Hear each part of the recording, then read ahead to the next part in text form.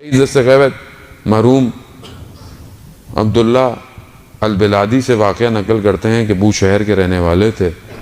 کہتے ہیں کہ کافی پرانی بات ہے، لوگ حجوں میں پیدل اور کشتیوں میں سفر کیا کرتے تھے۔ اصفہان سے علماء کچھ لوگوں کے ساتھ آئے، ان کو وہاں سے کشتیوں پہ نہیں بیٹھنے دیا گیا کہ وہ حج کی طرف جاتے۔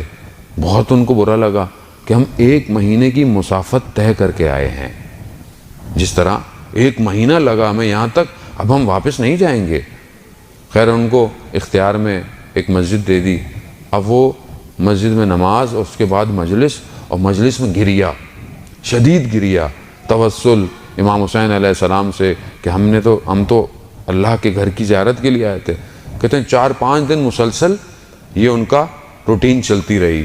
تو ایک دن وہ شخص جنہوں نے ویزے دینے تھے وہ خود چلتے ہوئے آ گئے کہ آپ کو اجازت مل گئی، آپ جائیں۔ چلے گئے۔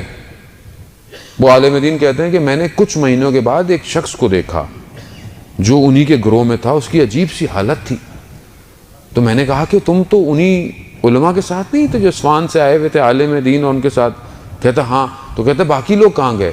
کہتے جب ہم یہاں سے نکلے تو ہم پر چور پڑ گئے، ہماری ہر چیز غارت کر لی، پھر رستے میں ایک وبا کا شکار ہو گئے اور سب مر گئے، صرف میں باقی بچ گیا۔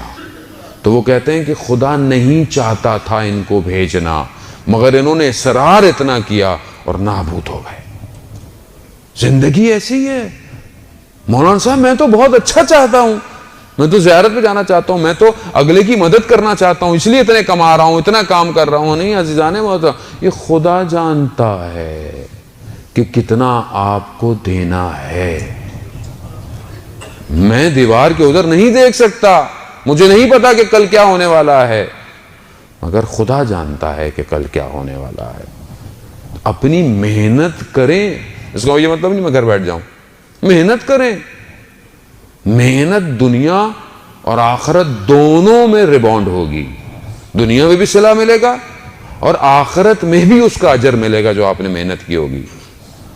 جو پروردگار وضو کر کے گھر سے نکلنے والے کے قدم جب تک مسجد نہیں آتا، اس کے ہر قدم پر اسے اجر دیتا ہے، تو وہ کیوں نہیں آپ کو رزق حلال کے لیے نکلنے کے لیے آپ کو اس کا اجر دے گا۔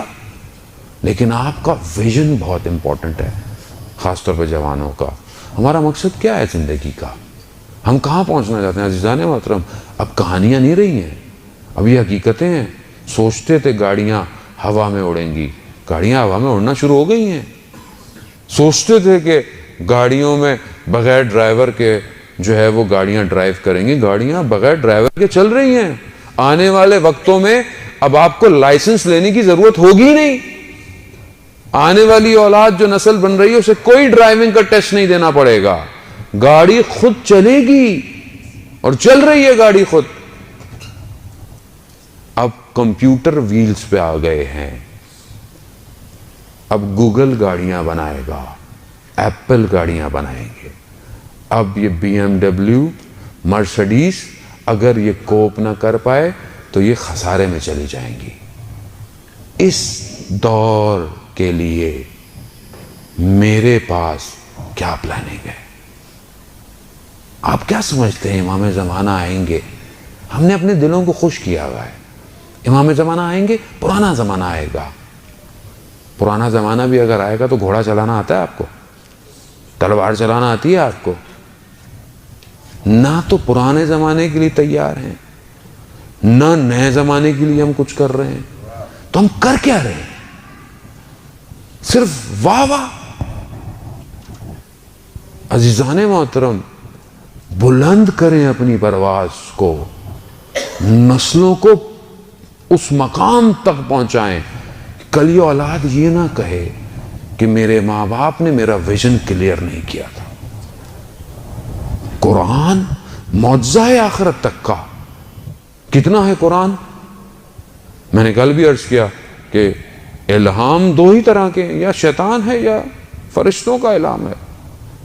وہ 2 باتیں رہ گئی تھی تو وہ مجھے نہیں لگتا کہ آج بھی پوری ہو پائیں گی، کل انشاءاللہ کوپ کروں گا۔ میں اپنے آپ کو اس وجود کو پاک تو کروں، تو پھر میں پرواز کروں گا۔